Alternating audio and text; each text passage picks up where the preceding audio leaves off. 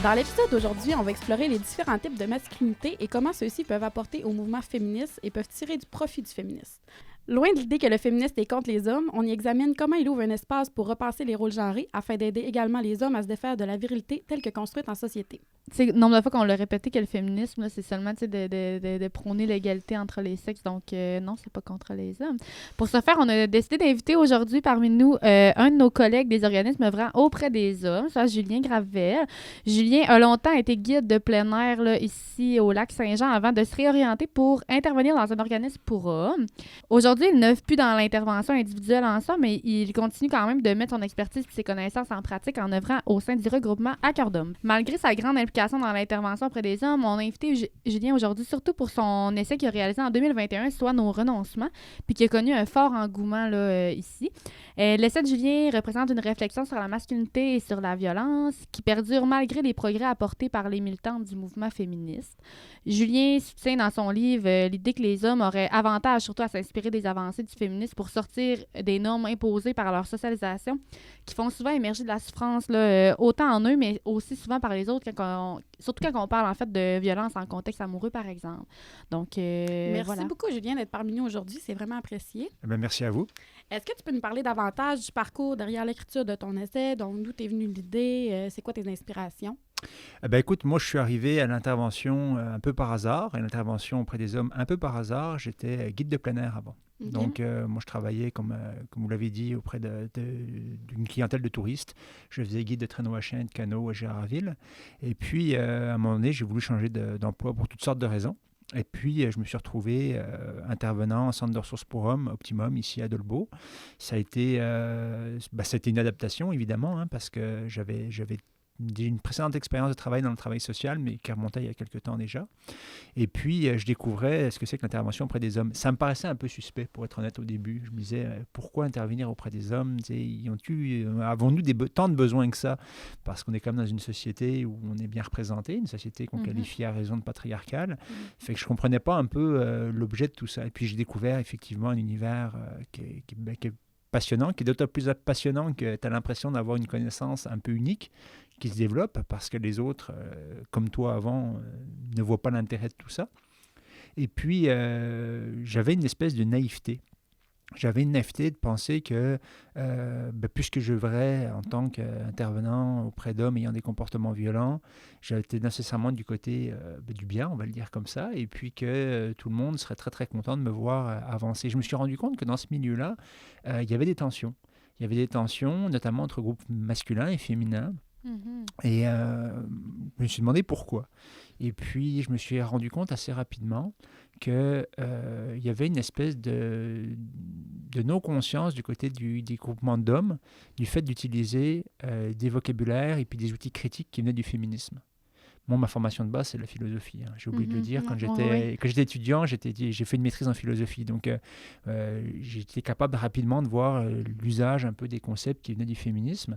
Et puis, je pense que du côté des organismes féminins, ils ne le savaient pas non plus. Fait qu'on vivait un peu dans cette situation-là, où on faisait un peu de féminisme, si je puis dire, entre guillemets, sans le savoir. Fait que j'ai voulu faire une présentation sur la table violence locale en disant, regardez, nous, on travaille une notion de socialisation de genre, on travaille les notions de stéréotypes de genre, etc. Et puis, je me suis rendu compte que je créais un petit peu de stupeur. Non, pas de malaise, mais d'une curiosité très saine en disant, c'est étonnant, on n'a jamais entendu ça, là. Et je me suis dit, je tiens quelque chose, il faut que j'en fasse un livre. Puis comme je suis écrivain, parce que moi j'ai une pratique littéraire, j'écris de la fiction, moi je suis assez à l'aise avec l'outil écrit, donc je me suis dit, je vais me lancer.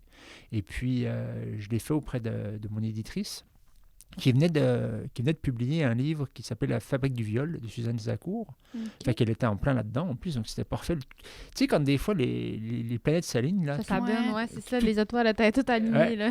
Et puis pour couronner le tout, on tombe en pleine pandémie, j'ai du temps pour écrire en plus. Que c'était magnifique. Fait que du coup, j'ai sorti ce livre-là qui a eu un bon accueil. Et puis je pense qu'il y a des gens qui ont fait le saut un peu. Moi, j'ai des relations proches ou moins proches d'ailleurs qui qui sont dans le féminisme depuis très longtemps, puis ils ont un peu fait le saut. Ils ne s'attendaient pas à lire un livre comme ça. Surtout abordé par un homme. Ouais. Surtout abordé par un homme. Mhm. Aujourd'hui, c'est plus commun parce qu'on a eu d'autres livres qui sont sortis. Je pense à Michael Bergeron, par exemple, qui a sorti un livre qui a bien marché aussi, qui est un éditorialiste dans le sud du Québec. Je pense à Yvan Jablonka en France. Il y a plus de livres qui sont sortis. Mais à l'époque, en 2021, l'idée qu'un homme écrive sur ce sujet-là, c'est vrai que c'était un peu plus étonnant. Puis peut-être un homme qui œuvre auprès des hommes, en plus, ayant des comportements violents. Ben C'était oui, comme qui- tout ça qui se rajoutait, qui faisait en sorte peut-être que la surprise était là. Pas la Ben oui. surprise, mais tu sais, l'effet de comme... justement, de surprise. C'était surprenant. C'était surprenant et puis inattendu. Puis même pour moi, je veux dire, moi, j'avais pas prévu de le faire avant de me lancer. Puis surprenamment, la rédaction de ce livre-là c'est bien passé. C'est un essai, mais c'est pas un essai lourd. Je veux dire, moi, je fais toujours attention d'écrire pour le plus grand public, pour que les gens puissent se l'approprier. Donc, dedans, il y a des références un peu plus universitaires ou autres, mais il y a aussi beaucoup de contenus qui sont très accessibles. Ça commence par une histoire de plein air, d'ailleurs. Un partage. Un partage. Puis d'ailleurs, tu sais, la philosophie et l'intervention, c'est souvent très, très, très... en tout cas, de mon point de vue, c'est quand même connexe, ça, souvent, je trouve. Là. Puis, tu sais, même moi, à l'école, j'en ai des collègues dans mes classes qui ont étudié en philosophie puis qui font comme leur propre éthique en travail social. Est-ce que le féminisme, c'est quelque chose que tu t'étais déjà penché avant, que tu avais déjà... tu sais, c'est le premier ouvrage que tu faisais à ce sujet-là, mais mettons dans tes réflexions... Alors... tu sais, moi, ma position à l'époque, c'était une position un peu courte, mais sur beaucoup de sujets comme l'antiracisme ou l'autre, c'était de dire on ne peut pas être contre la vertu, fait qu'il suffit de dire qu'on est pour et puis ça suffit. En fait, c'est un peu plus compliqué que ça parce qu'il faut vraiment faire un effort de compréhension, de lecture de certains textes. Moi, il y a des textes classiques que j'ai jamais lus, j'ai encore jamais lu Le Deuxième siècle, c'est de Simone de Beauvoir, mais j'ai lu d'autres livres qui sont importants et puis ce que je connaissais du féminisme, bizarrement, c'est surtout l'écoféminisme, parce que moi, j'ai fait des études en éthique de l'environnement. Fait que ça m'intéressait beaucoup, donc les approches écoféministes. Mais le féminisme en tant que tel, pas tellement. Tu sais, je survolais ça. Pour moi, c'était... Moi, je viens d'un milieu aussi où il y avait peut-être moins d'enjeux. Moi, j'ai notamment une sœur qui est enseignante-chercheuse, qui est un peu là-dedans. Ma mère, c'est quelqu'un qui a beaucoup travaillé, qui a été directrice d'établissement scolaire, etc. Fait que, tu sais, je les voyais moins, les enjeux chez moi. Dans notre mythologie familiale, on racontait tout le temps que mon arrière-grand-mère, c'était la première femme qui a eu son permis de conduire dans ma ville. Enfin, tu sais, il y avait un peu ce côté-là. Fait que il y avait un peu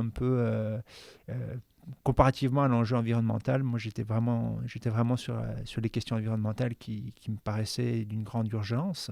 Et puis voilà, dans la vie on peut pas tout lire, tout faire tout le temps. Fait que, moi ça a été ma porte d'entrée, c'était l'écoféminisme. Mais c'est en travaillant au Centre de ressources pour hommes que je me suis beaucoup plus intéressé à ça parce que je voulais savoir aussi du côté, notamment des regroupements comme le vôtre, ce qu'on disait un peu de la violence, etc. Tu sais, il y a des grandes thématiques où j'étais vraiment passé à côté. Avant de faire ce travail-là, j'avais écrit un livre sur la masculinité. C'est pour ça que j'avais appliqué Centre de ressources pour hommes, parce que j'avais déjà un intérêt pour la masculinité. Et puis j'avais mis ça en scène 5 personnes dans un livre qui s'appelle Debout sur la carlingue. 5 gars qui vivent des crises à 5 moments différents de leur vie avec un fil commun qui suit comme ça. Et puis des notions aussi simples, aussi basiques que la crise de la masculinité. Par exemple, moi je n'avais pas conscience que c'était une notion qui pouvait être critiquée dans les mouvements féministes. Donc il a fallu que je me fasse toute une espèce de littératie à ce niveau-là pour pouvoir écrire mon livre. Donc c'est un livre qui s'est écrit en même temps que je me formais. Donc, c'était intéressant. Ben oui, vraiment. Fait que on voit quand même que justement les normes de la masculinité, c'est quand même quelque chose qui était quand même dans tes réflexions, même avant nécessairement. Est-ce que tu es capable de faire un lien avec l'intervention en plein air? Le guide en plein air, pardon? Oui, mais je peux faire un lien encore avant le plein air, encore plus ancien. Moi, tu vois, quand j'étais jeune, j'étais dans un programme de basket de haut niveau. Fait que le basketball, c'est un sport qui a toujours fait partie de ma vie. Et puis, mais j'étais aussi quelqu'un qui s'intéressait aux livres, quelqu'un qui s'intéressait à la poésie, etc. Fait que les normes de masculinité, tu comprends que quand toi, tu es dans une équipe de jeunes gars de 17, 18, de 19 ans, sportifs. La poésie, ça détonnait pas mal. J'avais la barbe à une époque où ça se portait pas tellement. J'avais j'étais habillé comme un gars qui lit de la poésie, quoi. Fait que la notion de norme, c'est quelque chose auquel je me suis confronté. Comme je l'ai dit dans mon livre, moi j'ai toujours eu un passe-droit, c'est que j'étais bon en sport. Fait que ça m'a toujours sauvé dans des cercles masculins, en fait. Parce que j'étais bon en sport. Maintenant, je suis un peu plus vieux, c'est différent. non, là. Mais quand j'avais 20 ans, 30 ans, après j'étais guide de plein air, il y a quoi de plus masculin qu'un gars qui guide un groupe de 4 humains puis de 20 chiens en pleine forêt? Ouais, c'est ça, Ouais. c'est très, très viril. C'est très, très viril. Fait que c'est pas grave si tu écris des livres, si tu t'intéresses à la poésie, si tu t'intéresses, On l'oublie. on l'oublie, Ouais. on l'oublie. Donc ça a Mhm. toujours été mon passe-droit. Fait que moi, je suis pas quelqu'un qui a tellement subi ce stress d'écart à la masculinité, comme on dit dans la littérature de sciences humaines. Mhm. J'ai vécu épisodiquement, mais ça n'a pas été un enjeu très fort. Mais il y en a qui le vivent de manière beaucoup plus forte. Mhm. Pour revenir à la question du plein air, dans mon livre, je commence par une scène de plein air. C'est une descente de rivière, la Mistassini. Mhm. Oui. Il y a une très belle rivière là, qui coule au nord de Dolbeau, pour ceux qui ne connaissent pas. Et puis, ça se fait très bien en canot. Puis, on dort sur des plages. Et puis, moi, ce qui m'avait toujours fasciné, c'est de voir comment j'accueillais des gens en fait, de tous horizons, principalement européens, mais de tous horizons socio-professionnels. Il y avait des femmes chefs d'entreprise, il y avait des hommes qui avaient des jobs subalternes, etc. Mais une fois qu'on se ramenait sur une plage, comment les stéréotypes de genre revenaient. C'est-à-dire qu'on Ah pouvait ouais. même lire sur l'empreinte des pas sur le sable les parcours de femmes et les parcours d'hommes. Les hommes débarquaient des canots, ils prenaient des gros bardas, ils s'en allaient, ils montaient la tente, ça c'est bien important. Une fois que la tente était montée, ça c'était madame qui prenait le relais, installer l'intérieur, tu sais, l'être du dedans, l'être du dehors, Ouais. c'est toujours... Ouais. et puis les hommes venaient très rapidement m'aider à scier des branches, à scier des arbres, etc. Quand Les une femmes femme... préparaient à manger, j'imagine. Non, c'est moi qui prépare à Ah, ok. manger. Mais si elle venait pour m'aider, c'était pour préparer à manger. Qu'est-ce que je peux te faire, tu sais, Mhm, tu sais, donc, il y avait quelque chose de très, très, très genré. Puis je raconte aussi comme des fois, quand il y a des gens qui sortaient de ce cadre-là, comme ça venait des situations un peu amusantes, comme par exemple quand une femme voulait venir scier. Alors il y avait des types à qui j'apprenais à scier. Parce qu'ils veulent tous scier fort, là, tu sais, alors qu'on ne Ah scie ouais. pas fort, sinon on coince la lame. Donc je leur montrais un peu comment on scie avec une chiotte, un bout de bois pour se chauffer. Puis il y a des femmes qui venaient, puis elles savaient déjà scier, parce que voilà, elles avaient grandi sur une ferme, ou elles allaient voir le grand-père à la ferme, peu importe. Mhm. Et puis comme les gars se mettaient en devoir de lui expliquer comment faire, alors qu'ils venaient d'apprendre 10 minutes avant comment Comment scie. eux-mêmes le c'est ça. faire. Puis tu sais, tout le monde rentre un peu dans ce truc-là, un peu en rigolant, puis parce que en fait, tout le monde est un peu mal à l'aise finalement avec cette situation-là. Ou quand une femme conduisait le bateau, il y a des hommes là, ça ne le dérange pas d'être assis devant sur un canot. C'est un peu plus inconfortable, mais tu as des hommes qui déjà, au niveau du gabarit physique, sont plus minces que leurs conjointes, fait que ça, il y a une logique à ça. Et puis parce que devant, ben voilà, tu conduis pas, tu regardes le paysage. Quand il y a des rapides, c'est rigolo, c'est toi qui prends toutes les vagues, etc. Fait qu'il y a des hommes qui se sentaient à l'aise d'être devant. Et un canot, ça se conduit à l'arrière. À l'arrière et à devant quand on est expérimenté, mais quand on débute, c'est à l'arrière que ça se conduit. Mhm. Fait qu'il y a des femmes qui étaient à l'aise de D'accord. conduire le bateau. Là. Mais mes parents, quand ils sont venus faire du canot, c'est comme ça que ça s'est passé. Mais le soir, au camp, c'était un peu des moqueries sur qui c'est qui tient la culotte, qui porte la culotte, etc. Enfin, il faut sortir un peu socialement de ça, on rigolait, mais on voit bien comment, quand on vit nos vies avec, avec la ferme volonté de sortir de ça, puis d'avoir des rapports égalitaires, quand on tombe dans une situation un peu plus de crise, parce que c'est une situation de crise d'arriver sur une rivière, tu ne connais pas ça, Ouais, tu es c'est loin ça. au nord, etc. Ils sont où mes repères? Ben, mes repères, on va aller remettre les pieds dans la vieille ornière et on va reprendre nos stéréotypes de genre. Et c'est la même chose quand on vit des crises dans nos vies. Dans nos vies à nous, la paternité, par exemple, moi je l'ai vécu 2 fois. La première, c'est vrai qu'avec ma conjointe, on est retombé dans nos vieilles ornières, quoi. Moi j'allais travailler, j'organisais la Dans les maison, rôles etc. genrés un peu. Très genré, Mhm. très, très, très genré. Et c'est pour ça que je dis tout le temps, oui, la masculinité, elle change. Puis on me dit, ah, regarde, il y a des gars, ils mettent du cutex maintenant, machin, des petits bijoux, etc. Ils parlent de leurs émotions. Moi, je suis tout à fait ouvert à parler de ça, puis à accepter cette évolution. Mais je veux voir les gars patiner sur la glace quand il y a un moment de crise. Mhm. Parce que, est-ce que le gars très ouvert, très sensible, etc., qui parle de ses émotions quand ça va bien, quand il se sépare avec 2 enfants au milieu du décor, qu'il a l'impression d'être complètement débordé, de ne pas savoir comment s'y faire, il ne l'a pas vu arriver, lui, la séparation, il se noie complètement là-dedans, est-ce qu'il va continuer à prendre les choses avec recul, en parlant de ses émotions, en témoignant un peu de ce qu'il vit, de qui il est, etc. Est-ce qu'il va aller chercher de l'aide ou est-ce qu'il va retomber dans ses vieilles ornières? Moi, l'expérience que j'ai en tant qu'intervenant, c'est qu'il retombera dans ses vieilles ornières. Parce qu'en crise, probablement que c'est tellement inconfortable que, tu sais, d'aller rechercher un petit peu plus la zone de confort, c'est justement de s'associer aux normes de masculinité, tu sais, la normalité telle qu'on la connaît en société, d'être un homme ou de... Ben oui. Puis il faut s'en rappeler parce qu'on peut avoir des situations, moi j'en ai vécu une dans ma vie personnelle encore récemment, où on a un proche qui va avoir des comportements qui sont tout à fait inadéquats avec son ex, celle qui est en train de devenir son ex, et puis il dit mais qu'est-ce que c'est que ça? Moi je n'avais pas vu ça avant, etc. Oui, mais il faut le voir en situation de crise, parce que c'est en situation de crise, c'est quand ça va pas bien qu'on va révéler un peu finalement notre attachement ou non au rôle de genre. Puis c'est pas nécessairement volontaire, c'est pas nécessairement pour mal faire, c'est simplement qu'on s'accroche à ce qu'on connaît. Et puis, on voit arriver des choses qui sont assez étonnantes. Moi, combien de fois j'ai vu des gars arriver dans mon bureau quand j'étais intervenant de terrain qui se retrouvaient en disant « J'aurais jamais cru être là. J'aurais jamais pensé me ramasser là un jour. » là. Fait que c'est une réalité qu'il faut prendre en compte. C'est ça, puis c'est surtout dans les moments... puis on peut le voir à l'inverse aussi, mettons, en moment de crise, par exemple, en contexte de violence, les femmes, justement, qui vont tomber aussi dans ces normes-là, tu sais, je sais pas comment l'expliquer, je vais le mettre entre guillemets peut-être, puis ça fait pas de sens, vous me le direz. Tu sais, au niveau de... pour justement acheter la paix, éteindre des feux, éviter les tensions, ben justement vont se coller au nombre de je vais faire à manger, je vais cesser de m'affirmer pour éviter que ça fasse réagir. Fait qu'on voit qu'elle va quand même se rattacher aux normes de la socialisation féminine en fait là. Elle va probablement prendre en charge la pacification. Puis ça fait un sens que c'est quand même dans les moments de crise aussi, tu sais. Puis que l'affirmation, souvent quand ça va bien, ben elle est là, tu sais, la capacité de s'affirmer est là, mais dans les moments de crise, ben tu sais, souvent ils vont arriver dans nos bureaux en disant je suis pas capable de m'affirmer, mais tu sais, dans les faits de par la réaction, ben là, tu vas te ramener à une femme, tu sais, c'est déplace pas trop d'air, tu sais, tel qu'on l'entend. Ouais. On l'entendait surtout, là. Heureusement, aujourd'hui, on les véhicule moins, ces propos-là, mais oui, tout à ça fait sens. Mais dans les séparations, je pense que, premièrement, il peut y avoir des séparations très difficiles vécues par les femmes, mais globalement, il faut se rappeler que dans 7 situations sur 10, c'est la femme qui part. Et dans cette situation sur 10, l'homme, lui, il se retrouve à composer avec quelque chose que parfois il n'a même pas vu venir. Il y a un film humoristique français là, où on voit le gars qui rentre chez lui, il ouvre les placards, il est paniqué, il prend le téléphone, il dit à sa femme, et il appelle, il dit « Chérie, on s'est fait cambrioler, mais c'est drôle, ils ont pris que tes affaires. » C'est bon. Lui, il ne l'a jamais vu venir. Ça, c'est quelque chose qui est étudié du côté des sciences masculines, des études masculines. On étudie ça, on appelle ça la triple dissociation. C'est-à-dire la première dissociation, c'est la dissociation physique. Le fait d'être loin de ces signaux du corps, de ces signaux de douleur. Combien, vous avez probablement des histoires dans votre famille, d'un oncle, votre père, peu importe, là, qui a un problème de santé puis qu'il ne va pas consulter. Là. Il va pas consulter. Ça va se placer, ça se place, effectivement. Puis ça ne se place pas. Puis à un moment donné, ça prend qu'il y ait une femme dans sa vie qui lui dise « là, c'est assez ».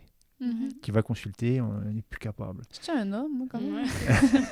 Oui, c'est des généralités, je parle de stéréotypes. Il peut y avoir, chez nous aussi, c'est ma conjointe qui ne va pas chez le médecin. Oui, c'est ça. Mais en général, c'est plutôt ce qu'on voit. Après ça, il y a la dissociation émotionnelle, être loin de ses émotions. Parce qu'au travers de la socialisation, c'est-à-dire de l'éducation, de l'apprentissage de ce que c'est qu'être un homme, il y a l'idée que les émotions, c'est féminin. Toutes les émotions, presque. Il y a une émotion. Je vous laisse deviner laquelle qui est masculine. La colère. La colère. Fait que la colère, ça, on se sent bien dans la colère. Parce que c'est pour ça qu'on voit des hommes qui sont complètement en désarroi, qui sont complètement perdus, qui vont avoir toutes sortes de déséquilibres dans leur vie. Puis leur réaction, ça va être de prendre le contrôle, puis de gueuler, etc. Parce que ça, c'est masculin. Donc, quand on exerce ça, on ne se sent pas dévirilisé, finalement. On ne se sent pas émasculé. Tu sais, cette espèce d'idée d'émasculation, là, c'est vraiment le bonhomme satteur de la masculinité, de la socialisation masculine. Il faut vraiment se tenir à notre rang, quoi. Fait que cette dissociation émotionnelle, elle est très, très forte. Et c'est ce qui fait aussi qu'il y a certains signaux qui me font dire que je ne vais pas bien, que je ne vais pas voir. Quand on travaille en gestion des comportements violents, une partie des choses qu'on fait, ça va être d'amener la notion de thermomètre. Le premier thermomètre sur lequel on travaille, c'est celui de la colère. T'sais, est-ce que tu vois ta colère monter? Les gars disent « Ah ben non, moi chez moi, c'est du tac au tac. » Boum, je passe de 0 à 10. Il y a toujours des signaux. Ça n'existe pas 0 à 10. Mais ce que ça dit, c'est qu'il est incapable de voir quand il commence à monter dans les tours. Quand il commence à devenir de plus en plus exaspéré, énervé. Lui, il ne le voit pas. Lui, il se rend compte par les gestes qu'il pose qu'il est en colère. Et c'est pour ça, quand on dit aux gars, est-ce que toi, ça t'arrive de te mettre en colère? Ah non, moi, je ne fais pas de violence. C'est pas ça que je t'ai posé comme question. La colère, c'est une émotion. C'est une émotion. Et puis, tu as des gars qui vont arriver et dire, cette semaine, j'ai pas eu de colère. L'agressivité, c'est ça. Comment tu fais? Tu sais, moi, j'en ai, moi. Mhm. Ouais. Moi, j'ai 2 enfants à la maison, c'est sûr. Hein, j'ai un ado, c'est sûr qu'à un moment donné, je vais avoir un petit peu de colère qui va venir se présenter. Au travail, on en vit tout, là, tu sais. Exactement. Mhm. Mais eux, ils vont dire, j'en vis pas parce qu'ils assimilent colère et violence. Parce que c'est au Mhm. travers des gestes violents qu'ils vont se rendre compte qu'ils sont en colère. Mhm. Puis la troisième dissociation, elle est relationnelle. C'est-à-dire, est-ce que je suis capable de voir les signaux qui me font dire que ça va mieux, que ça va moins bien? Tu sais, est-ce que je suis capable de voir la bonne distance à prendre avec la personne, avec mes amis, avec mes collègues, avec ma conjointe? On le voit très très bien. Moi, je suis coach de basket, comme j'ai dit tantôt. Chez les filles, chez les gars, les relations ne sont pas pareilles. Tu sais, les petits gars, ils vont avoir tendance à s'astiner jusqu'au bout, jusqu'à ce qu'il y en ait un qui craque. Alors qu'on voit moins ça chez les filles. Tu sais, la capacité à voir quand l'élastique il est bien tendu, oups, là, ça se peut que j'aille trop loin. Les gars vont souvent trop loin. On le voit aussi avec les jeux de papa, avec les enfants, là, comme ça finit souvent, on pleure, parce qu'on va toujours un petit peu trop loin. Ou les petits gars entre eux, quand on a des enfants, des fils à la maison, ça va toujours un petit peu trop loin. Comme s'il faut que ça aille trop loin pour qu'on sache qu'on a allé trop Faut qu'il y ait loin. une réaction. Ouais. Ouais, c'est ça. Et Mhm. cette dissociation relationnelle, ça explique beaucoup pourquoi les gars ne vont pas arriver à la rupture. C'est pas vrai que les femmes, elles partent un matin sans prévenir. Il y a eu des signaux Ouais. avant. Il y a eu des signaux. Mhm. Puis des fois, des signaux qui n'étaient pas très subtils. Mhm. Mais même les signaux pas subtils, ils les ont pas vus. Est-ce que tu dirais que ça a un sens aussi avec le fait de la capacité de responsabilisation, souvent qui est difficile chez les hommes? Alors, c'est compliqué parce que, premièrement, les gars vont être absolument persuadés d'être responsables. Parce que la responsabilité, ça fait partie des grandes valeurs masculines. Dire, Le moi, contrôle. je m'assume. Mhm. Tu sais. Dire, moi, je fais quelque chose, je m'assume. Mais ce qu'on entend par terme responsabilité, nous autres, Mhm. qui sommes intervenants, Ouais. c'est aussi voir, j'étudie des facteurs de risque. Si oui, je suis capable, un, de les reconnaître. Puis deux, m'en Les occuper. prévenir, ouais. Et puis là-dessus, c'est pas fort, la masculinité. Mhm. Pas tous les hommes, évidemment. Là, je parle de manière générale parce que moi, je travaille les stéréotypes et je travaille par le biais de la violence. Fait qu'effectivement, ça m'amène souvent à parler des hommes les plus traditionnels. Ça m'amène souvent à parler de cette masculinité qu'on qualifie parfois de toxique, Mhm. qu'on ne veut pas voir. Mais c'est quand même beaucoup d'hommes qui vivent comme ça. D'ailleurs, parlant de... tu sais, tantôt, tu l'as abordé un peu là, au niveau de toi, personnellement, quand tu étais jeune au basket.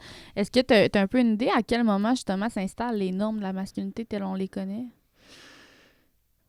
Alors, ça commence très très tôt, ça commence très très jeune, Mhm. ça commence probablement à la naissance, à ce qu'elle nous soit présentée. À quel moment est-ce qu'on y adhère? C'est plus tard parce qu'il faut déjà qu'on se développe comme être ayant une identité sexuelle. Tu sais, je rappelle pour ceux qui sont peut-être moins à l'aise, la différence entre le sexe et le genre. Le sexe, il est biologique, il nous est donné. Je veux dire, on n'a pas décidé de notre régime hormonal, on n'a pas décidé de la forme de nos parties génitales, on n'a pas décidé, on est né avec. Donc, on a une identité sexuelle. OK? Et puis après ça, il y a comment on s'exprime en tant que homme ou femme. Donc, mâle, femelle d'un côté, homme ou femme de l'autre. Puis ça, c'est vraiment la socialisation de genre qui va nous accompagner toute notre vie. Et puis, ça commence très, très tôt. Moi, il y a une expérience que j'aime beaucoup, c'est celle des bébés à qui on a demandé à des gens de venir les bercer. Donc, on avait donné des pyjamas bleus puis des pyjamas roses aux enfants, mais on les avait randomisés. Donc, on s'attendait pas... les gens s'attendaient à ce que en rose, ce soit les filles, puis en bleu, ce soit les petits garçons. OK, Mais ce n'était pas le cas. OK? Peu importe le c'est ça le Peu bébé. importe, c'était randomisé. Et ce qu'on s'est rendu compte, c'est que les gens avaient tendance à ne pas bercer de la même manière les pyjamas bleus et les pyjamas roses.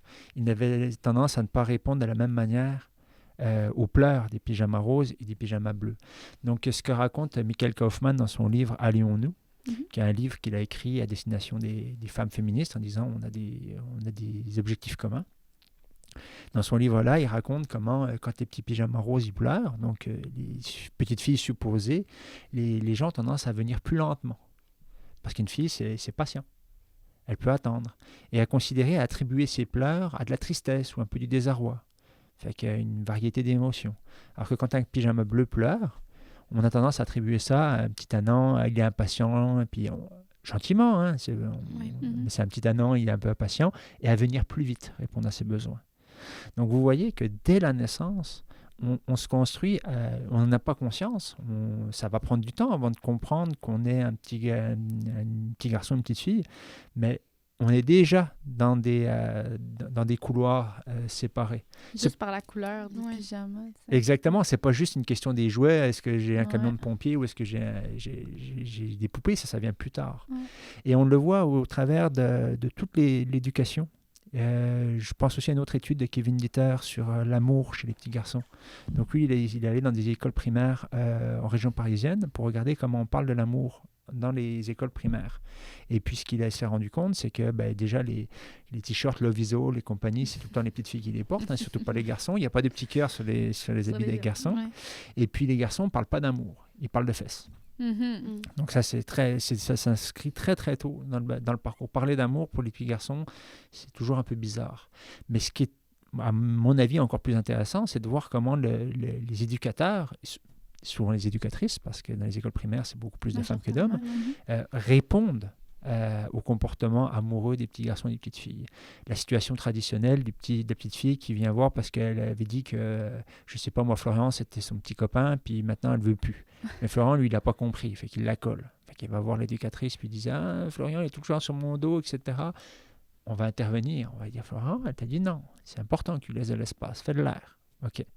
Mais la situation inverse où c'est Florian qui vient et dit « Ah, moi, je ne veux plus que ça soit ma petite copine, etc. » On lui dit « Débrouille-toi. » Donc, mets ton pied à terre, affirme-toi. Donc, on voit que déjà, la demande d'aide, elle n'est pas répondue. Donc, on a déjà un genre qui n'est déjà pas versé à demander de l'aide, et puis quand il le fait, ça ne fonctionne pas. Donc, je ne dis pas ça pour victimiser nécessairement les petits garçons, parce que moi, ma conviction, c'est que je pense que l'éducation des petites filles, elle fait des êtres humains plus robustes pour la gestion émotionnelle des problèmes de la vie. Il y a plein de qualités à l'éducation des garçons. Là. Je veux dire, le fait de valoriser l'autonomie, le fait de valoriser la réussite, le fait de valoriser l'agressivité, le fait de valoriser le stoïcisme, le fait d'être loin de ses émotions, qui sont les 4 grandes valeurs qu'on reconnaît généralement à la masculinité. Ça a toutes sortes de problèmes, mais ça a aussi toutes sortes de vertus. C'est avec ça qu'on fait les pompiers. Le métier de pompier, c'est le métier le plus masculin qui soit. C'est avec ça qu'on crée les pompiers. Pas avoir peur de se jeter dans le feu, aller chercher les gens qui sont dans le milieu, etc. Et le fait d'être téméraire, il y a plein de qualités à la socialisation masculine. Mais il faut voir aussi ce que ça coûte par ailleurs. Il y a un coût de la socialisation masculine pour les hommes. On le voit très très bien quand on travaille dans des organismes pour hommes. Puis ça fait un sens ça, avec les jeunes filles souvent qui vont être téméraires. Moi-même, quand j'étais jeune, j'étais très téméraire, très affirmée. Je n'étais pas gênée. Puis le nombre de fois que je l'ai entendu, ça c'est mon petit gars manqué. Mais on voit le genre que ça commence très jeune. T'sais. Oui, puis petit gars manqué, ça ne doit pas être agréable à vivre. Mais je pense que c'est toujours plus agréable que de se faire dire que tu es une petite fille manquée quand tu es un garçon. Par un garçon. Parce que la charge, elle n'est pas la même. Il y a des gars, des femmes, moi j'ai vu des gars et des femmes qui sont très fiers d'avoir des petits gars manqués. Des petits tomboys, des filles qui ont du courage, puis qui s'affirment. Les papas qui viennent, encore une fois, dans mon équipe de basket, il y a une équipe de basket féminine qui est connue un peu dans la ligue pour être assez physique, on va le dire comme ça. Les filles qui jouent là-dedans, elles n'ont pas froid aux yeux. Les pères se marrent en regardant ça, ils sont morts de rire. Ils trouvent ça incroyable de voir leur fille, ils voient leur fille le matin partir à l'école, maquillée, etc. Et puis les voient sur le terrain de basket, là, retourner quasiment une joueuse en face, ils sont très fiers, en fait. Je ne suis pas sûr qu'il y ait tant de pères et tant de mères qui soient si fiers que ça d'avoir un fils qui va présenter des attraits, des intérêts, un caractère plus doux, qu'on va classer, qualifié de plus féminin. Je ne suis pas sûr, il y a quelque chose qui est très stigmatisant. Ben oui, parce que tu sais, quand une femme justement est très affirmée, très, justement, dans le sport ou peu importe, là, tout ce qui est comme moins typiquement féminin dans notre société, souvent on va le souligner quand même, cette femme-là, elle est haute, mais à l'inverse, c'est vrai, puis je le réalise en fait, là, surtout en parlant, qu'au niveau des hommes, souvent quand ils vont sortir de ces normes-là, justement, qu'ils vont être un petit peu peut-être, je sais pas comment le nommer, mais moins affirmé, plus doux au niveau des émotions, tu sais, justement la poésie, tantôt tu parlais de la lecture, mais ça on le soulignera pas nécessairement comme quoi c'est hot, tu sais, soit qu'on n'en parlera pas pantoute ou bien il sort vraiment du lot, tu sais. Ouais, c'est ça, puis faut penser aussi à le travail de féminisme qui a été fait au niveau de la sororité, tu sais, il y a quand même, je pense pas que ce soit le cas partout, je pense pas que ce soit le cas tout le temps, puis je me garderais bien d'idéaliser l'éducation des femmes, là, mais on voit qu'il y a des effets de solidarité qui sont plus forts chez les femmes que chez les hommes. C'est une valeur féminine. C'est une valeur féminine, alors que chez les hommes, c'est la compétition, c'est beaucoup plus fort. Et la compétition, ça vient amener toutes sortes de comportements qu'on ne veut pas voir, y compris des comportements contre les femmes. Tu sais, moi, c'est une idée que j'amène un peu puis qui étonne souvent, c'est on attribue beaucoup de comportements contre les femmes à la misogynie. Le fait que des hommes soient anti-femmes finalement. Ça existe, on le voit aujourd'hui, on est un peu débordé par Internet, par tous les mouvements antiféministes et antiféminins. Donc c'est quelque chose qui existe, qui a une réalité propre. Mais en même temps, il y a beaucoup de comportements masculins contre les femmes qui ne sont pas faits tant contre les femmes qu'entre hommes. Mélanie Gourarier, c'est une ethnologue qui a travaillé beaucoup sur ce qu'on appelle les pick-up artistes, la communauté de la séduction. Des hommes qui se font des séminaires de formation pour apprendre à draguer les filles, pour avoir de plus en plus de conquêtes, etc. Donc, c'est un mouvement qui fait partie de ce qu'on appelle la manosphère. Donc, tous ces mouvements virilistes, masculinistes, qui sont assez détestables. Eh ben, elle a sous-titré son livre « Séduire les femmes pour s'apprécier entre hommes ». Parce qu'elle montre bien que l'enjeu, c'est un enjeu de hiérarchie entre les hommes, de compétition entre les hommes, même, on peut dire, de violence entre les hommes, dont les femmes sont les premières victimes, mais des victimes collatérales, ce qui est quand même assez étonnant. Et on voit ça dans beaucoup de comportements masculins vis-à-vis des femmes. Et nous, au niveau des organismes pour hommes, des études qui sont faites, notamment par le CRIPCAS, un organisme, et au début, quand il faisait cette étude-là, qui porte sur 5000 personnes pour l'instant, qui continue à se développer, il y avait une question qui portait sur l'hostilité de genre envers les hommes et envers les femmes. Et on l'a retirée parce que, contrairement à ce qu'on s'attendait, ce n'était pas tellement l'hostilité envers les femmes qui ressortait que l'hostilité envers les hommes. C'est-à-dire que dans les organismes qui accueillent des hommes pour violence conjugale, les marqueurs d'hostilité entre les femmes étaient plus bas que les marqueurs d'hostilité contre les hommes. Et ça, c'est complètement contre-intuitif. Et je me demande bien comment on va pouvoir intellectualiser tout ça, conceptualiser tout ça, mais c'est quelque chose qui est très, très particulier et puis qui ouvre la porte à d'autres manières d'intervenir et puis d'autres manières aussi d'essayer de changer la société pour faire une société qui soit plus pacifique envers les femmes, évidemment, c'est l'objectif, mais aussi entre les hommes. Puis tu parlais justement là, des masculinités. Tu as dit que la masculinité en tant que telle n'existe pas, mais qu'il y a différentes masculinités. Est-ce que tu peux en parler davantage, les différentes formes de masculinité? Ça signifie quoi pour les hommes, concrètement, tout ça? Là? Ben oui, déjà, revenir sur le terme « la masculinité ». La masculinité comme la féminité, c'est quelque chose qui n'existe pas. Quand on parle de la féminité ou de la masculinité, on parle du moule, en fait, du stéréotype. Quand Simone de Beauvoir dit « on n'est pas femme, on le devient c'est une manière de dire que il y a un moule qui travaille l'individu, qui travaille l'identité.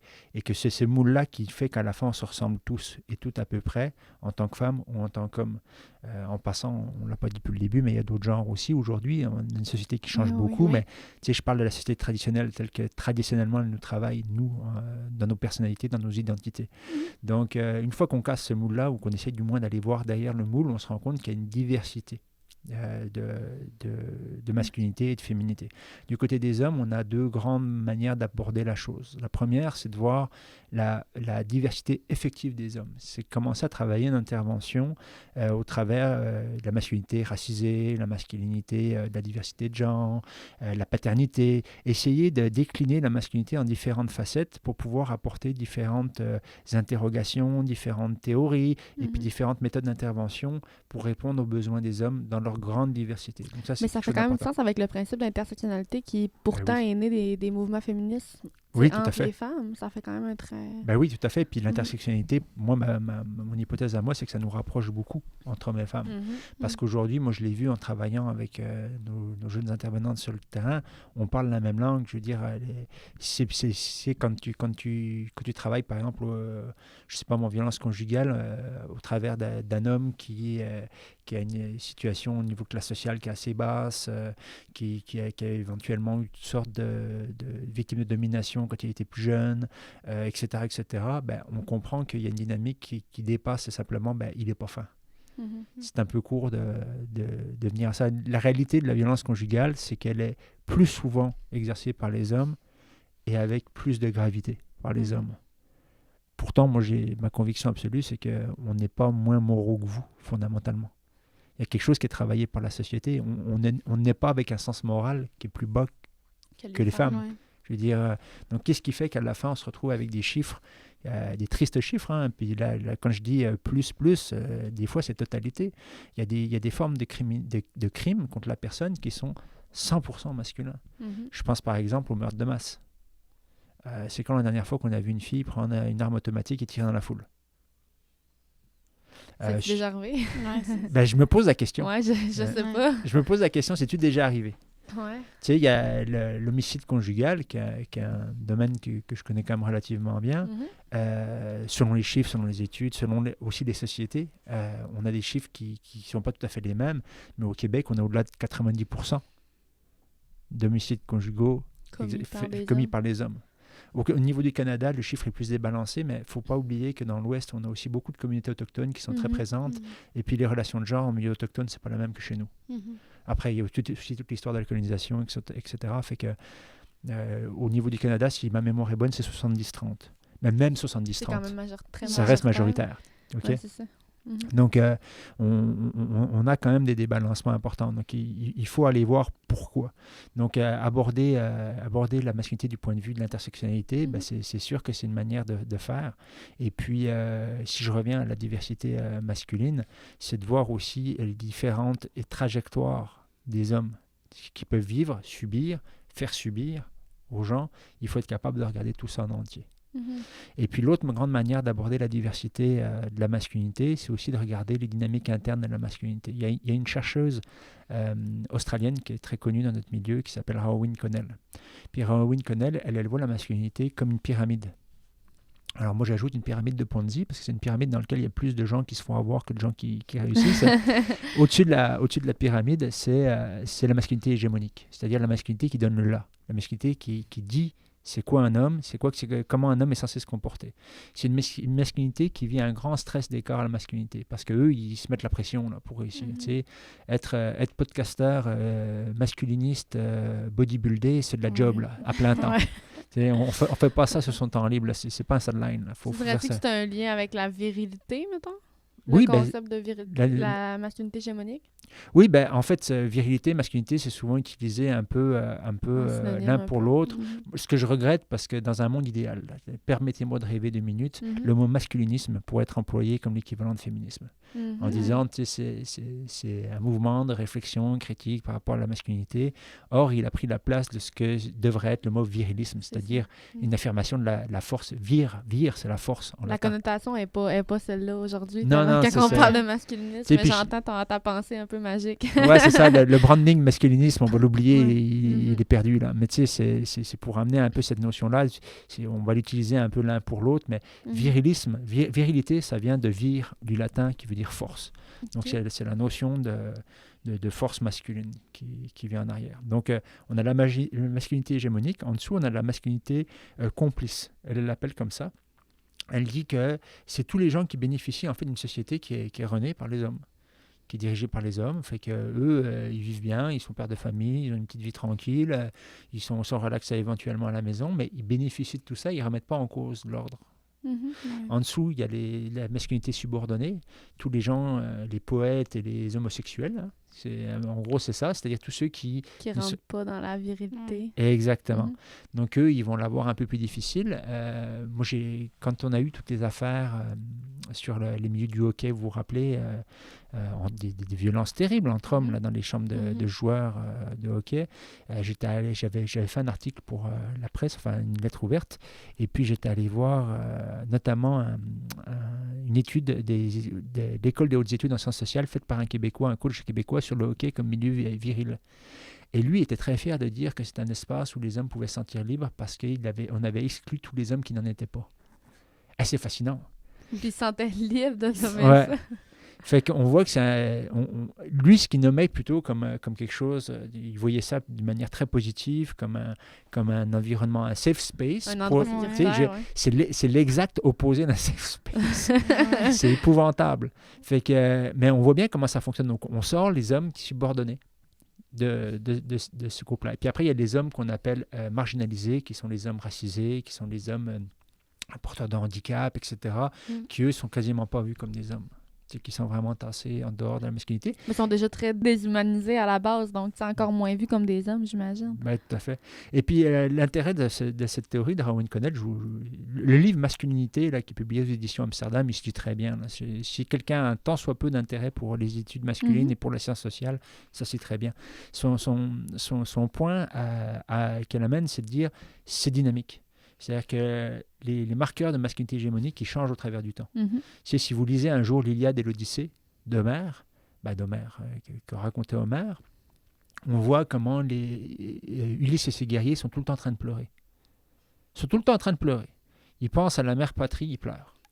Il arrive tout le temps des affaires, ils pleurent. À l'époque, pour la Grèce antique, qui était une société très virile, je veux dire, les femmes n'avaient pas une si grande place que ça, c'est une société esclavagiste, c'était une société qui avait bien ses tâches. Pleurer, c'était un marqueur de masculinité tout à fait acceptable. Si on se reporte quelques siècles plus tard, par exemple, regardons à la fin du 19e, début du 20e, les grands récits de guerre, c'est un moment d'affirmation virile très très puissant. On n'a pas de... On parle pas nécessairement d'émotion, de pleurer. Ouais, c'est ça. C'est pas valorisé. C'est les soldats dans le front qui pleurent, c'est un soldat qui craque. On voit pas nécessairement ça comme quelque chose de fort, de puissant, de valorisable. Fait que elle amène cette idée que ça change tout le temps la masculinité traditionnelle de nos pères, qui est aujourd'hui un peu tournée en dérision, dont on s'amuse, etc. Il y a une époque où c'était eux qui donnaient le là de ce que c'est que la masculinité. Maintenant, on a changé de modèle. Et la question que pose Rowan Connell, qui est une très très bonne question, c'est de savoir est-ce que ces moments de crise, ce qu'on appellerait des crises de masculinité, c'est la crise du moule masculin, est-ce que ça amène vers plus de liberté pour les femmes ou pas? Et elle n'en est pas persuadée. Et j'en suis pas persuadé non plus. Je pense c'est pas parce que le moule se casse ou s'ébrèche, et souvent c'est des moments au contraire de réaffirmation de la vérité. C'est des moments que les mouvements féministes et puis les mouvements plus généraux qui sont pour l'égalité des genres doivent s'approprier parce que c'est des moments de questionnement et je pense qu'on vit un moment comme ça là, où l'ancien moule, il est bréché, il est cassé et puis c'est le moment de réaffirmer avec les organismes de femmes, les organismes d'hommes aussi. Oui, on peut demander de l'aide, oui, on peut avoir des émotions, etc. On peut aller retravailler ce vieux stéréotype masculin-là de manière positive, puis il faut le faire parce que si on ne le fait pas, d'autres vont s'en occuper. Puis l'affaire, c'est que justement, dans les mouvements féministes, c'est quand même abordé puis valorisé, ça, le fait que justement, tu sais, les hommes allaient chercher de l'aide. Puis, mais c'est beaucoup... Est-ce que tu as l'impression que le frein, l'obstacle, justement, demeure dans les mouvements comme masculins? Je pense que c'est quelque chose qui nous appartient. Tu sais, je pense que c'est quelque chose qui nous appartient entre hommes aussi. Tu sais, une conjointe qui dit à son conjoint d'aller demander de l'aide, on sait que ça marche. Mais ça serait encore plus puissant si c'était son ami qui disait moi je suis allé demander de l'aide une fois. Oui. Puis de là, les groupes aussi qui sont très préconisés dans les milieux pour hommes, les organismes pour hommes, là, l'intervention de groupe. Je pense que c'est justement, tu sais, puis dans les milieux de femmes, on les voit aussi, l'intervention de groupe, mais je pense que pour hommes, c'est comme souvent incité à aller vers le groupe. Hein? C'est parce que le groupe prend à contre-pied la socialisation masculine. C'est-à-dire que qu'est-ce qu'on fait dans un groupe? Premièrement, dans beaucoup de groupes, c'est des groupes semi-ouverts. Donc, semi-ouverts, pour ceux qui ne connaissent pas, ça veut dire que c'est pas tout le monde qui commence le groupe en même temps et qui le finit en même temps. Il y a toujours des gens qui rentrent et des gens qui sortent dans ce groupe-là. C'est-à-dire que tu as fini ton groupe, tu sors, puis il y a quelqu'un qui vient prendre ta place. Donc, ça permet premièrement de faire du modeling. C'est-à-dire que les gens rentrent là-dedans, puis ils voient quelqu'un, lui, il a fait une évolution, il parle de sa vie, comment elle a changé, ça me donne envie. Deuxièmement, ils voient des hommes qui ont avancé sur leur cheminement, puis qui sont capables de témoigner de leurs échecs, comment ça n'a pas bien marché, qui sont capables de pleurer, qui sont capables de faire toutes ces choses qu'on leur a dit qu'un homme n'est pas censé faire, qui sont capables de s'entraider. Puis c'est dit par un autre homme, c'est ça? Et c'est dit par un autre homme, et qui n'est pas intervenant. Parce qu'un intervenant, je veux dire, c'est un homme, mais c'est un homme un peu bizarre. Il est payé pour ça. Il est payé pour ça, mais tu sais, il parle des émotions, il est à l'aise avec ses émotions, etc. Parce que ça nous change en tant qu'intervenant, en tant qu'homme. Moi, d'être intervenant, ça m'a changé. Puis surtout que la majorité des intervenants, même dans les milieux d'hommes, ce sont des femmes, tu sais. Oui. Donc, puis je trouve ça intéressant parce que dans cette saison-ci, on a aussi là, des intervenants qui travaillent auprès de femmes exerçant des comportements violents. Puis justement, ça avait été abordé comme quoi qu'au niveau des hommes, c'est surtout le modeling, alors que dans les groupes pour femmes exerçant des comportements violents, le modeling n'est pas du tout mis de l'avant, en fait. C'est fascinant. Donc, je trouve ça vraiment intéressant de voir les deux côtés de la médaille. Ah oui. Voilà, c'est ma réflexion. C'est une bonne réflexion, puis tu vois, ça me donnera envie d'en savoir plus. Fait que j'ai probablement à l'occasion, c'est ça, écouter l'épisode, puis à l'occasion aller en parler à Stéphanie Gagnon, parce que je trouve ça fascinant, parce que c'est nouveau. Ce groupe en violence dans la région. C'est leur deuxième cohorte. Oui. C'est leur deuxième cohorte. Je pense que c'était nécessaire. C'est pas facile à maintenir une cohorte parce qu'on sait que les comportements violents sont quand même un peu moins répandus chez les femmes. Fait que c'est plus facile de les remplir avec les hommes. Fait que ça demande, à mon avis, en termes de recrutement, en termes d'animation, et puis de voir aussi les dynamiques à l'intérieur de ce groupe-là. Ils font des observations qui doivent être forcément très, très différentes des nôtres. Surtout que la violence est très différente commise par les femmes. Puis, même dans l'évolution l'évolution de la violence, pas l'évolution, mais tu sais, tous les facteurs, le parcours de vie, c'est très différent de la vision typique qu'on connaît de la violence. Tu sais, ils travaillent même pas avec le cycle de la violence. Ah ouais? Ouais. En tout cas, bref, je trouvais ça intéressant de voir les deux côtés, là. OK. Voilà. Les principales transformations, tu en as parlé, que la masculinité a quand même tant à évoluer. En fait, il y a quand même une ouverture vers le changement, l'évolution. Par contre, tu as mentionné justement le fait de... il faut quand même pas le prendre pour acquis, dans le sens que souvent, dans les moments de crise, ça va souvent revenir... Non, il y a quand même des informations qui sont totalement nouvelles. Mm-hmm. Michel Doré, dans un de ses bouquins, ramène une étude dans laquelle il dit que un tiers à peu près des moins de 35 ans sont moins à l'aise avec la binarité de genre et d'orientation sexuelle. Mm-hmm. Ça, c'est une révolution. C'est très positif. Hein, c'est une révolution. Et entendons-nous, c'est pas simplement parce que c'est pas simplement un tiers des personnes, ils seraient tous eux-mêmes, je sais pas, non-binaires ou homosexuels ou peu importe. C'est même des gens qui sont cisgenres, hétérosexuels, trouvent que c'est des boîtes un peu serrées puis qu'on ne se sent pas à l'aise là-dedans. Fait que c'est une révolution totale. Mon idée, mon soupçon, c'est qu'il y a plus de femmes là-dedans que d'hommes, mais peu importe, ça reste une révolution totale. Moi, j'ai quand même dans l'idée qu'on vit dans une société qui a un changement rapide. Très très rapide, ce qui explique aussi le backlash. On va voir ce que ça va donner à la fin. Là. Le backlash, le retour de flamme, parce qu'on a des mouvements masculinistes qui sont très très forts, on a des mouvements antiféministes qui sont très très forts, qui gagnent du terrain. Mais si je regarde la somme de tout ça, là, je ne connais pas une seule femme d'aujourd'hui qui aurait préféré grandir à l'époque de sa grand-mère. Mm-hmm. Les possibilités qui sont offertes aux femmes aujourd'hui, elles sont sans commune mesure avec ce qu'on a vu dans les siècles précédents. Ça a grandement évolué, ça a grandement changé. Ouais. Ça ne veut pas dire qu'il y a la coupe aux lèvres, ça ne veut pas dire que l'égalité est faite. Hein. On connaît les inégalités de salaire, on connaît les inégalités au niveau de la violence domestique, on connaît tout ça. Là. Ça ne veut pas dire que c'est fini, puis que youpi, on a atteint notre but, on baisse la garde. Mais on est quand même dans une époque où on a on a changé vite, très très vite. Si on avait un ethnologue martien qui avait débarqué dans les années 50, regardez la société, regardez comment il fondait une famille par exemple, et qui revenait aujourd'hui, il n'en croirait pas ses yeux. Il n'en croirait pas ses yeux, les familles monoparentales, les familles homoparentales, à toutes sortes de choses. L'affirmation des mouvements trans, l'affirmation des mouvements non-binaires, il n'en croirait pas ses yeux. On vient de vivre un changement social qui explique aussi la crispation de certains mouvements, parce que tout ce qui change fait peur. Même en quelques années, on n'en revient pas nos yeux quand même. Oui, je trouve que même en quelques années, le changement est grand. Là. C'est clair. Moi, j'ai pas 80 ans, là, puis je le vois. Moi non plus, du tout. Puis je le vois, et puis c'est pas une illusion. Puis je le vois aussi dans ma société d'origine, la France, parce que moi, je la regarde évoluer de loin maintenant. Puis quand j'y viens régulièrement, quand je lis ce qui s'écrit dans les journaux, quand je vois une société qui se droitise beaucoup, qui devient de plus en plus conservatrice, de plus en plus dure, mais je vois aussi de l'autre côté des mouvements d'affirmation au niveau de l'identité de genre, au niveau des femmes. Le féminisme en France se porte bien, et je pense qu'il n'a pas la vie facile, mais il se porte bien. Ça serait quoi, selon toi, les stéréotypes qui sont les plus résistants à ces changements-là? On a parlé de la virilité tantôt, mettons, de l'image de l'homme fort, qu'on a encore beaucoup, mais est-ce qu'il y en a d'autres que la demande d'aide? Ouais. Ben, écoute, c'est difficile à dire parce que je suis pas assez spécialisé sur cette question-là, mais si tu me demandes mon intuition, moi je te dirais la demande d'aide. Ouais. La demande d'aide, ça reste compliqué, et puis on le voit bien. En fait, les hommes demandent de l'aide quand c'est trop tard.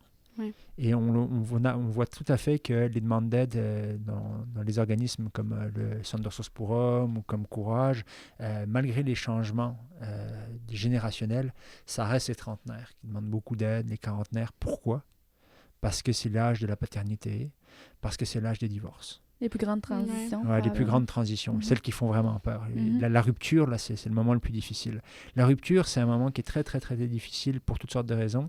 Et pour travailler sur la question de l'homicide conjugal, on voit que c'est le principal critère. Un homme qui refuse la rupture, c'est toujours facteur de risque de passage à l'acte en termes de violence, pas forcément d'homicide. Hein. Les homicides, Dieu merci, ne sont pas si courants que ça, mais de passage à l'acte violent, dans l'évaluation du risque, du moins, c'est un facteur à prendre en compte en premier. Là. Le refus de la séparation, c'est à prendre en compte, c'est très, très important.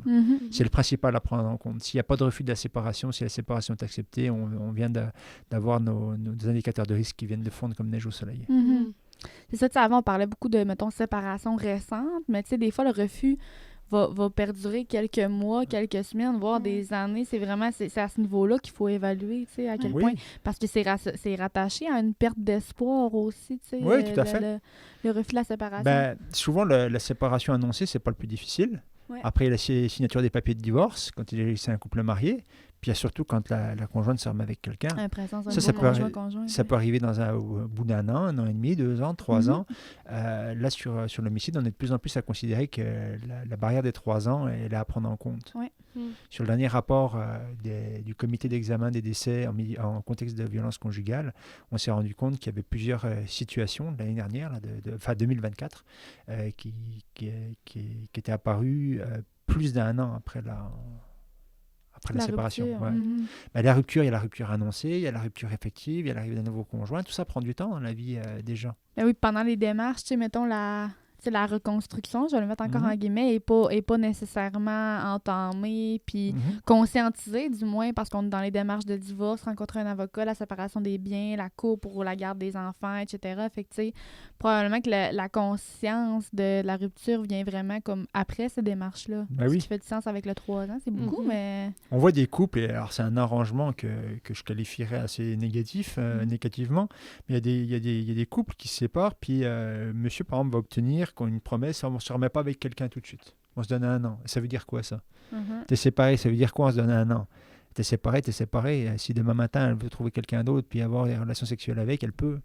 Mais on se donne ce genre de truc. Puis probablement que du côté de la conjointe qui part, c'est une manière d'acheter la paix. Donc on dit oui.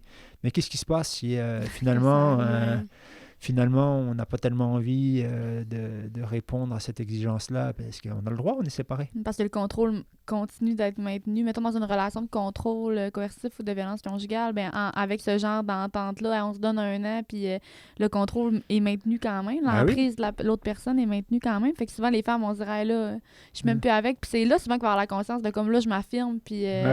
Puis on dit pas de pas le faire, en fait. Là, puis le contrôle est maintenu, puis l'espoir est maintenu. Et on sait que la perte d'espoir, c'est le moment critique. Fait que tant que l'espoir est en vie, on n'a pas passé le pic de la montagne, on n'est pas redescendu de l'autre côté. Là. Totalement. Puis, tu sais, par rapport à, justement, les résistances, tu as nommé la demande d'aide, c'est quoi les principaux freins, les principaux obstacles, selon toi, qui font en sorte qu'il y a ces résistances-là, puis que les... il y en a 2. Je les ai déjà un peu abordés par la bande, mais le premier, c'est le facteur de risque. C'est-à-dire que tant qu'on n'est pas conscient des facteurs de risque, voilà quoi, on ne demande pas d'aide, on pense qu'on va s'en sortir tout seul. Tu sais, il y a des sondages qui avaient été faits en 2018 par SOM, on demandait aux hommes, on leur demandait, si tu as un problème, qu'est-ce que tu fais? Il y avait plusieurs questions, des questions à choix multiples, et ce qui est ressorti en premier, c'est je m'arrange par moi-même. C'est cette culture de l'autonomie qui est très très forte, et puis cette culture aussi de ne pas voir les facteurs de risque. Donc si d'un côté, tu survalorises l'autonomie, puis de l'autre côté, tu ne veux pas voir les facteurs de risque, la table est mise pour que tu ne demandes jamais d'aide jusqu'à ce qu'il soit trop tard. Et les 2 grands prescripteurs de soins psychosociaux pour les hommes, c'est le médecin. Si le médecin dit, toi mon grand, ça fait plus, va à ton organisme local, il va aller à son organisme local. Pas tout le temps, mais souvent. Et le deuxième prescripteur, c'est la conjointe. Mais la conjointe, c'est parce qu'il veut sauver son couple. Donc c'est toujours compliqué quand la conjointe prescrit, mais qu'elle, dans sa tête, c'est fait. C'est déjà fini. C'est déjà fini. Puis qu'elle le fait pour son bien-être, pour le bien-être des enfants aussi, parce qu'ils ont un père, elle aimerait qu'il tienne encore debout, puis qu'il se comporte comme il faut. Fait qu'elle va lui demander de faire ça, puis le gars va le faire. Puis c'est là où on va avoir beaucoup d'abandon.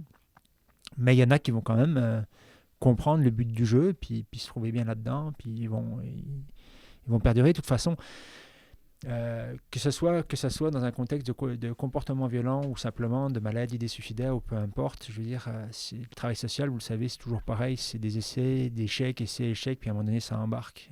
C'est comme quand on arrête de consommer. On sait qu'on a un problème de consommation, on va faire une première démarche, puis souvent on va l'abandonner, puis on va recommencer.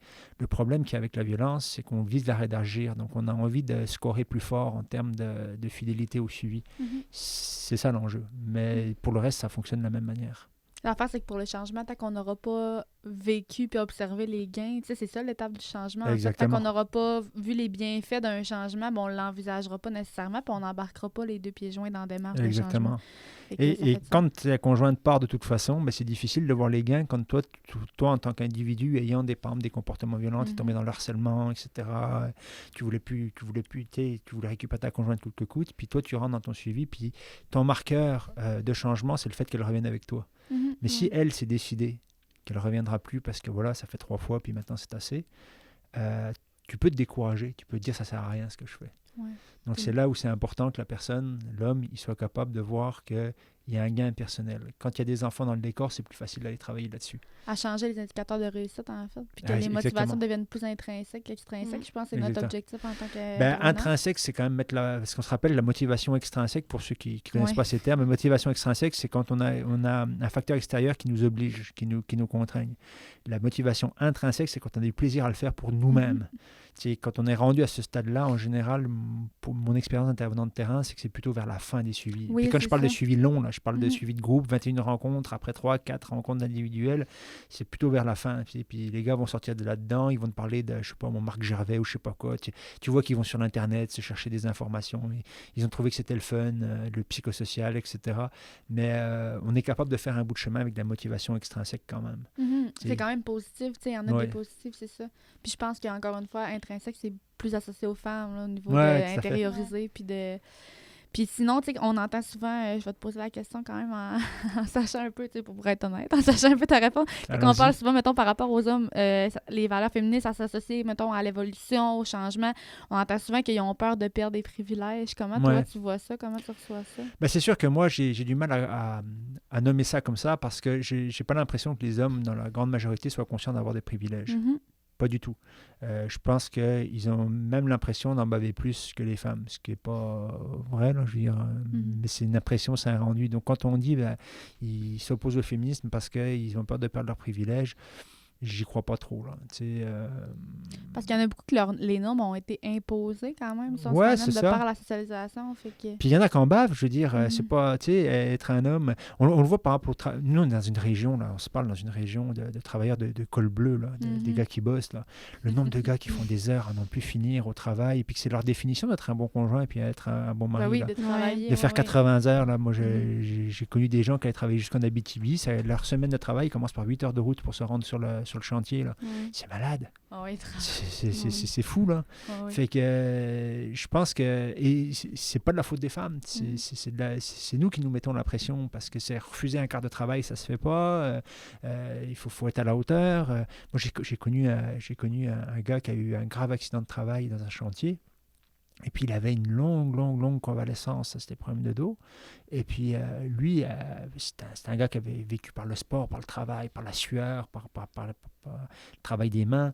Et puis, lui, il ne supportait pas qu'on dise de lui qu'il se la coulait douce en bas. Il a devancé 2 fois son retour au travail jusqu'à s'imposer un bris corporel qu'il ne récupérera jamais. Puis, il est handicapé à vie. Là. Il est invalide maintenant. Il est invalide. C'est ça. Tu sais, quand on parlait de compétition entre les hommes, puis du fait que les standards, le stress d'écart de masculinité, le fait de vouloir coller aux stéréotypes de genre, eh ben, ça peut avoir des conséquences tout à fait négatives sur les hommes. Ben, c'est ça. Et venir voir ce gars-là, puis lui dire, hey, tu sais, au fait, il y a un mouvement qui s'appelle, c'est le féminisme, puis ce serait bien que tu lâches tes privilèges masculins, ça se peut que ça ne lui parle pas du tout à lui, là. Je pense qu'il y a une peur. Je pense que le mot important, c'est la peur du changement, parce que c'est plus facile de vivre avec ce qu'on connaît. Ce qu'on connaît, c'est être un bonhomme. Et ça, on sent bien. Les gars qui viennent dans les centres de ressources pour hommes, dans les organismes masculins, et puis on commence à leur demander de faire un job de travail sur soi, de travail au niveau émotionnel, ils ont peur. Parce que ça, c'est quelque chose qu'ils ne connaissent pas. Tu sais. Tu vas rentrer chez toi, puis tu vas regarder un petit peu c'est quoi comme émotion que tu vis. OK? Là, c'est un gouffre qui s'ouvre. Moi, ma question favorite, c'était toujours de poser la question, tu sais ce que c'est une émotion? Oui, c'est ça que j'allais demander à la base. Est-ce qu'on sait c'est quoi une émotion? On sait-tu comment que ça paraît? Écoute, je ne sais pas si j'ai eu des réponses qui faisaient sens vraiment. Je ne sais pas si j'en ai vraiment eu beaucoup, là, parce que souvent, ça va être un non, pur et simple. Puis des fois, c'est quand quelque chose nous pousse à faire quelque chose. Alors là, c'est déjà intéressant. On est déjà relativement proche, mais vous voyez, comme déjà, on est sur l'action. Ouais, Ouais. ça nous pousse à... Ouais. On parle du comportement qui vient après l'émotion, tu sais. Quand on travaille auprès des hommes, des fois, il faut être prêt à devoir travailler sans introspection avec certains bonhommes. Mhm. C'est fou, hein? C'est-à-dire qu'on va faire un travail social, psychosocial, puis on sait qu'avec certains types d'hommes, il va falloir accepter le fait que l'introspection ne sera pas là. On va travailler sur autre chose. On va essayer de regarder, on va travailler sur les normes. Tu sais, est-ce que ça c'est acceptable, est-ce que c'est pas acceptable, par exemple. On peut faire des choses comme ça. C'est jamais perdu, un suivi psychosocial. Mais il y a des hommes avec lesquels ça va être trop difficile. Moi, j'ai vécu une situation où au départ, la situation de violence conjugale était assez épouvantable. Et puis le gars a vraiment fait un cheminement, puis il avait un bar et tout. Je veux dire, on parle d'une situation grave. Il a fait son cheminement, mais lui, là, il n'y aura jamais de place pour lui pour nommer ses émotions. J'étais en face de lui à une rencontre avec un autre de ses intervenants. J'ai essayé de faire en sorte qu'il puisse reprendre son suivi. Et puis je voyais qu'il passait par toute une gamme d'émotions. Je les ai notées sur un papier. Et puis je lui ai dit, qu'est-ce que tu as ressenti là? Le gars avait fait des rencontres de groupe, des rencontres individuelles. Le type est toujours incapable, et c'est pas par manque de bonne volonté, là, toujours incapable de dire qu'est-ce qu'il ressent en termes d'émotion. Fait qu'il faut retravailler ça à la base. Alors on a pu travailler des choses, et puis aujourd'hui, ma conviction, moi je fais pas d'évaluation, j'ai jamais fait d'évaluation de dangerosité, mais ma conviction c'est qu'il était plus un danger pour son ex. Mais c'est ça, c'est un gouffre à explorer parfois avec eux, leur expliquer ce que c'est que les émotions. Il y en a d'autres qui vont le comprendre très très vite, et puis ça va être une révolution, paf, épiphanie. Je vis des émotions, moi. Et puis là, ça va être intéressant parce qu'on va pouvoir travailler un peu dans telle situation. Pourquoi tu as réagi comme ça? J'étais fâché. Tu étais sûr que tu étais fâché? Non, on va regarder. Non, c'était d'autres émotions. Ah, puis les autres émotions, elles t'indiquaient quoi sur tes besoins? Ah, bon, est-ce que les besoins, tu aurais pu les nommer autrement? Ben oui, je suis capable de les nommer autrement. Une fois que la personne est capable de faire ça, eh ben, elle a réussi son suivi en gestion des comportements violents. En communication non violente? C'est exactement ça. Puis ça marche très bien pour tout ce qui est la violence situationnelle. C'est sûr que quand on tombe, parce qu'on a deux grands types de violence, il y a la violence situationnelle, puis il y a ce qu'on appelle le contrôle coercitif. Le contrôle coercitif, c'est un peu plus difficile. Oui. Parce que c'est subtil, puis c'est installé, puis ça... C'est installé. Parfois, il y a des gars qui ne se rendent même pas compte, parce que tout marche bien à la maison, tout le monde a appris à marcher sur des œufs tout le temps, fait que leur vie est belle. Ils ne voient même plus qu'il y a un problème. Et puis là, il faut travailler des croyances qui sont peut-être plus anciennes, plus enracinées, des biais cognitifs qui sont très forts, fait que ça c'est différent. Là, on peut tomber aussi dans le contrôle coercitif vers la population qui peut avoir des biais d'hostilité de genre envers les femmes qui sont plus forts. Puis c'est souvent ce qu'on va travailler avec les femmes qui vont arriver, vont dire « Ah, ça va tellement bien à se faire avec mon chum ou avec ma blonde, ça va vraiment bien. » Tu sais, dans les faits, ça va-tu vraiment mieux? Ou bien justement, tu as comme adhéré aux règles qui t'ont imposées en marchant sur des gens, en être dans l'hypervigilance, que là, la réaction vient pas. Parce que tu réponds comme aux critères là, qui ont été imposés. Fait que je trouve ça intéressant qu'on parle de ça. Mais, tu sais, je veux juste rappeler à tout le monde qu'on n'est pas en train de justifier aucun comportement violent. On n'est pas en train de justifier la violence là, exercée par les hommes, en fait, ni par les femmes. Là. On l'explique. C'est ça. C'est simplement pour l'expliquer puis évaluer les différentes aussi avenues qu'on n'évalue pas toujours non plus là, par rapport à justement la construction de la masculinité. Ouais. Donc, merci beaucoup, en fait, Julie. Oui, merci de m'avoir invité. Je vais rappeler la phrase que j'aime bien rappeler quand même, c'est que personne n'est responsable des violences qu'on nous fait. Donc, c'est vrai dans les relations de couple, mais c'est vrai aussi dans les relations entre genres. Je veux dire, il y a des hommes qui vivent de la violence de la part d'autres hommes sur leur milieu de travail, dans leurs relations amicales, etc. On n'est jamais responsable de la violence qu'on subit. En effet. Merci beaucoup de le rappeler. Oui, merci. Donc, merci tout le monde pour votre écoute et on se revoit dans un prochain épisode de Fidèle au poste.